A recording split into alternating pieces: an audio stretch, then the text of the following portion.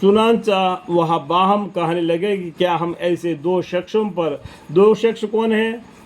मूसा अलैहिस्सलाम, हारून अलैहिस्सलाम, समझ में आया?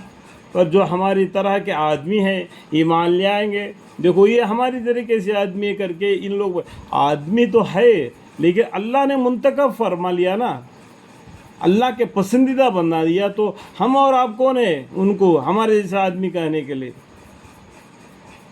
ये जो हमारी तरह के आदमी है ईमान ले आवे, हालांकि उनके कौम के लोग तो खुद हमारे ज़ेर हुक्म है, यानी बनी इसराइल को उसने अपने खिदमत गुजारी के लिए रख लिया था और उन पर हुक्मरानी चलाता था।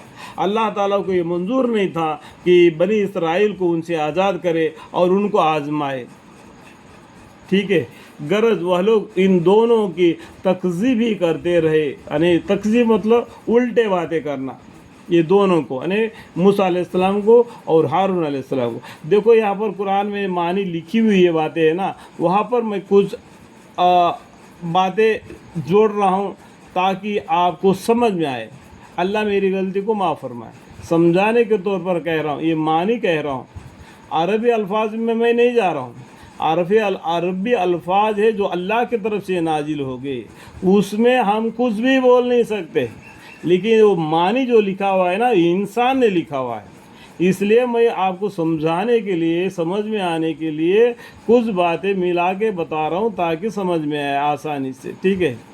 बस हलाक किए गए और उनके हलाक होने के बाद यानी तकज़ीब करते रहने के उल्टे जवाब देते रहे, तो अल्लाह ताला ने उनको हलाक कर दिया। कैसा हलाक कर दिया आपको तो मालूम है कि फ़िरौन को किस तरीके से और उनके लश्कर को दरिया में डुबा दिया।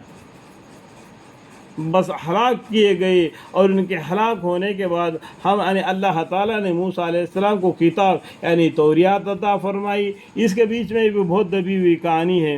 तौरात नाजिल होते वक्त 40 दिन के जो रोज़ा रख के पहाड़ पर जाना और उनके बाद में उनके कौम ने गौशाला तस्वीर करना, गौशाला सामरी, और सामरी को बाद में उन्होंने बद्दुआ देना, बहुत से कहानियाँ हैं। आपको कुरान में थोड़ी सी बात लिखी हुई जाती है, आपको इसका पूरी मतलब कहानी किस्से के माफिक क़ससुल अंबिया को पढ़ना पड़ेगा, तब आपको मालूम पड़ जाएगा, ठीक है।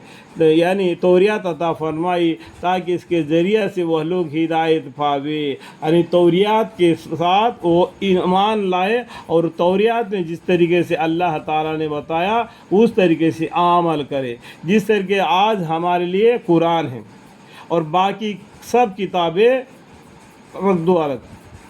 अब क़यामत तक के लिए हम इसी कुरान पर ईमान लाना है, इसी के बाद पर हमको चलना है। पैगम्बर सल्लल्लाहु अलैहि वसल्लम को तौर तरीका अतीउल्लाह व अतीउर रसूल।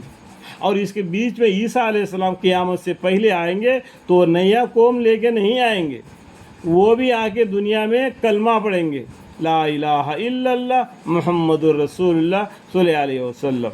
अल्लाह ताला हमें और आपको समझने की तौफीक अता फरमाए, आमीन।